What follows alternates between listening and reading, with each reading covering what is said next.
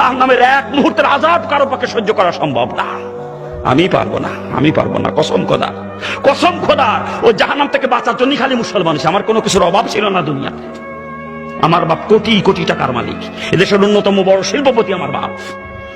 আমি যদি চাইতাম যে প্রতি সপ্তাহে গাড়ির মডেল চেঞ্জ করব, আমি তাও পারতাম। আমার ঠেকানোর কেউ ছিল না দুনিয়াতে। এত সম্পদের মালিক আমার বাপ, এত সম্পদ, কোনো কিছুর কমতি ছিল না। আমি ছাত্রলীগের জেলা সেক্রেটারি ছিলাম, ছাত্রলীগের মাগুরা গভর্নমেন্ট কলেজের বিপি ছিলাম, বর্তমান প্রধানমন্ত্রীর এক সময়কার ডান হাত ছিলাম বলতে গেলে। আমি যে শেখর, মাগুরা শেখর, মাসাব মুক্তারের ছেলে, প্রধানমন্ত্রীর এপিএস, শোনেন নাম, শোনেন না? আমি যখন জেলা ছাত্রলীগের সেক্রেটারি, শেখর ছিল সাংগঠনিক সম্পাদক। আজকে শেখর ওই পর্যায়ে গেছে, তাহলে আমি কোন জায়গায় যেতাম? কোনো কিছুর অভাব ছিল না আমার বাজান দুনিয়াতে, কোনো কিছুর অভাব ছিল না। কত দাপটওয়ালা মানুষ ছিলাম, কত দাপট ছিল, কিন্তু আল্লাহ পাক হেদায়েত দেবে, তাই এটা আল্লাহর মনসা। হেদায়েত কসম খোদার, আল্লাহর হাতে হেদায়েত, কসম খোদার।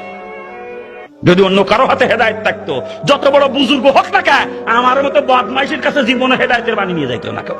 এত বড় কাট্টা বদমাইশ ছিলাম আমি, জানেন আপনারা? পিস্তল দুই পকেটে নিয়ে ঘুরতাম সবসময় আমি। 8 জন 10 জন বডিগার্ড থাকতো আমার সাথে, 8-10 জন বডিগার্ড। মানুষ যদি খালি শুনেছে রানা মাস্তান আসতেছে, শোনেন নাই নামটা? শোনেন নাই? ডাক নাম ছিল রানা, মানুষ রানা মাস্তান পেয়ে চিনতো। যদি খালি শুনিতে রানা মাস্তান আসতেছে, কিরা কোন দিক সরে দাঁড়াবে, রাস্তা ছেড়ে দিশে পাইতো না। এমনি রাস্তা পরিষ্কার হয়ে যেত, এমনি। এত বড় দাপট নিয়ে চলতাম, এত দাপট নিয়ে। যত বড় আলেম হোক, যত বড় পীর সাহেব হোক, আমার মতো বদমাইশের কাছে কেউ হেদায়েতের বাণী নিয়ে যাইতো না। আমি জীবনেও হেদায়েত পাইতাম না যদি আল্লাহর হাতে হেদায়েত না থাকতো। আল্লাহ কুদরতি হাতে আমার মতো কাট্টা বদমাইশকে আল্লাহ পাক জাহান্নাম থেকে বাঁচাইছে। এটা আল্লাহ পাকের ইশারা। মানে আমি গল্পের বই কি মনে করে রসুলের জীবনী কিনে নিয়ে আসবো কি জন্য বলেন? রসুলের জীবনী পড়তে যাবো কোন দুঃখে আমি, হিন্দুর বাচ্চা হয়ে? কিন্তু গল্পের বই মনে করে কিনে নিয়ে আসছিলাম রসুলের জীবনী, গল্পের বই। আগে থেকে গল্পের বই পড়ার নেশা ছিল, গল্পের বই পড়া মনে করছিলাম ওটা গল্পের বই। বইটার নাম হলো যে ফুলের খুশবুতে সারা জাহান মাতোয়ারা। মনে করছিলাম আশ্চর্য কোন ফুল নিয়ে হয়তো বইটা লেখা। কেমন সেই ফুল কোথায় পাওয়া যায় জানার জন্য কিনে নিয়ে আসছিলাম। কিনে এনে পড়ে দেখি আমিও সেই ফুলের জন্য পাগল হয়ে গেলাম। রসুলকে ফুলের সঙ্গে তুলনা করে, রসুলের আকলাককে ফুলের সুঘ্রাণের সঙ্গে তুলনা করে বইয়ের নাম দিয়েছে যেই ফুলের খুশবুতে সারা জাহান মাতোয়ারা। ওটাই আমার পড়া সর্বপ্রথম ধর্মীয় বই, রসুলের জীবনী। আর এত মজা লাগে, পরপর 4 বার পড়ি বইটা। যত পড়ি পড়তেই মন চায়। এরপরে ইসলামের দিকে আকৃষ্ট হয়ে যায়। তখন থেকে ইসলামী বই পুস্তক পড়তে শুরু করি। আর ইসলামী বই পুস্তক পড়তে যাইয়ে বিভিন্ন কিতাবে জাহান্নামের যে বিবরণ পড়ছি, ও জাহান্নামের এক মুহূর্তের আযাব কোনো মানুষের পক্ষে সহ্য করা সম্ভব না। আমি পারবো না, আমি পারবো না, কসম খোদার। ও জাহান্নাম থেকে বাঁচার জন্যই খালি মুসলমান হচ্ছি, কসম খোদার।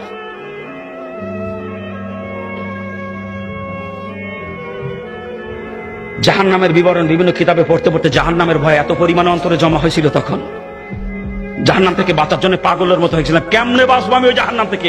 ও আমার পক্ষে সহ্য করা সম্ভব না, আমি কেমনে বাঁচবো? তখন কিসের মা, কিসের বাপ, কিসের আত্মীয় স্বজন, কিসের অর্থ সম্পদ, কিসের নেতৃত্ব কর্তৃত্ব, কোনো কিছু আমাকে ধরে রাখতে পারে না। সবকিছু লাথি মারে বের হয়ে চলে আসছে জাহান্নাম থেকে বাঁচার জন্য। শুধুমাত্র জাহান্নাম থেকে বাঁচার জন্য মুসলমান, কসম খোদার। ওই জাহান্নামের এক মুহূর্তের আযাব আমি সহ্য করতে পারবো না। পাও দুইখান ধরে কষি, পাও দুইখান ধরে দুনিয়া ছাড়াই লাগবে। কি দুনিয়া থাকতে পারবেন? কেউ থাকতে পারবেন? কিছু নিয়ে যাইতে পারবেন সাথে করে? ছাড়াই লাগবে, বাধ্যতামূলক। অতএব সময় থাকতে দুনিয়া ছাড়েন। যদি জাহান্নাম থেকে বাঁচতে মন চায়, নিয়ে তো যাইতে পারবেন না, থাকতেও পারবেন না। ফাও মহব্বত অন্তরে নিয়ে কবরে যাবেন আর জাহান্নামের আগুনে পড়বেন। ফাও পড়বেন জাহান্নাম, একেবারে ফাও। দুনিয়ায় থাকতেও পারবেন না, দুনিয়া নিয়েও যাইতে পারবেন না।